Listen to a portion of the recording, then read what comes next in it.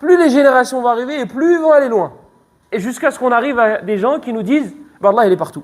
Wahdatul wujud, le fameux sujet qui dit qu'Allah il est dans tout et donc on peut adorer tout.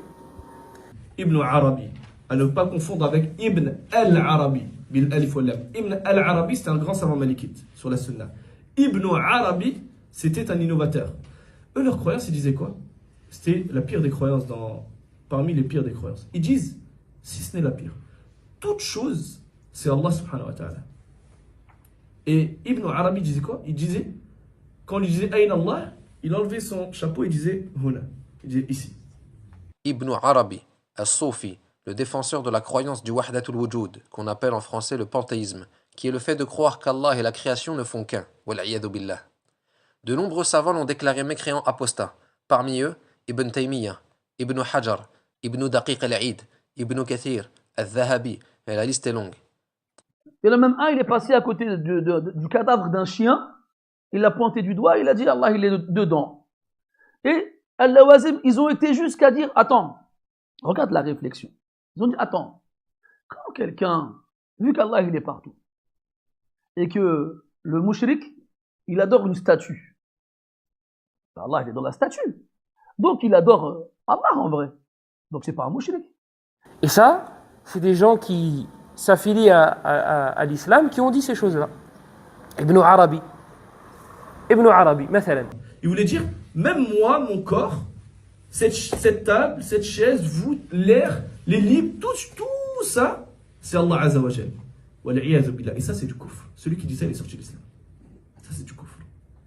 Attends, ça s'arrête pas. Parce que Shaitan, lui, quand il voit une brèche, il plonge. Et il emporte avec lui tout ce qu'il peut emporter. Ils ont été jusqu'à arriver à dire, taï. Mais si Allah, il est partout, ben il est en moi. Donc, est-ce que je dois m'adorer moi? Il y en a un, il a dit quoi? Al-Rabbu abdun wal-abdu rabbun. Falayta shi'ri manil mukallafu. Il a dit, le serviteur est un seigneur et le seigneur est un serviteur. Si seulement je savais qui est chargé d'adorer qui. Parmi ses kufriyettes, voilà quelques vers de poésie à lui. Il dit dans son livre Fusus al-Hikam wa yahmaduni wa ahmaduhu wa ya'buduni wa a'buduhu. Il parle de qui à votre avis? D'Allah Jalla Jalalu. Fi halin uqirru bihi wa fil a'yani ajhaduhu.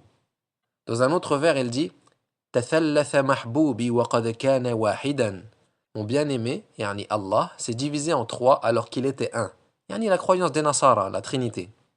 Il dit aussi Ar-Rabbu abdun wal-abdu rabbun. Ya layta shi'ri manil mukallafu.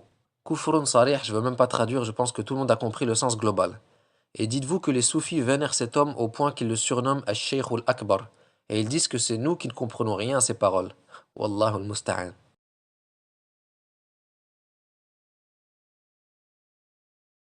Et les savants l'ont fait sortir de l'islam. Al-Dhahabi, rahimahullah, lorsqu'il fait sa biographie, à chaque fois il essaie de lui trouver une excuse. Il dit ouais, il a dit ça, mais peut-être qu'on va l'interpréter comme ça. Il a dit ça, mais peut-être. Et quand il est arrivé à Ibrahim, alayhi salam, c'est Allah, hein, Khalilur Rahman, il a dit non, Ibrahim, c'est Allah. Il a dit non, bon, là, qu'est-ce que tu veux trouver comme excuse? Là, c'est pas possible. Ben, en fait, c'est ça. C'est lorsque tu t'éloignes du Coran et de la Sunna, voilà ce que ça donne. On verra la parole de Omar ibn Abdelaziz, qui décrit les Sahaba radiyallahu anhum, et qui dit waqafu bi'ilm, ou an ilmin waqafu. S'ils se sont arrêtés à certaines limites, sans les dépasser, pas parce qu'ils n'étaient pas capables d'aller au-delà. Non, c'est par la science et la clairvoyance qu'ils ont su s'arrêter à certaines limites.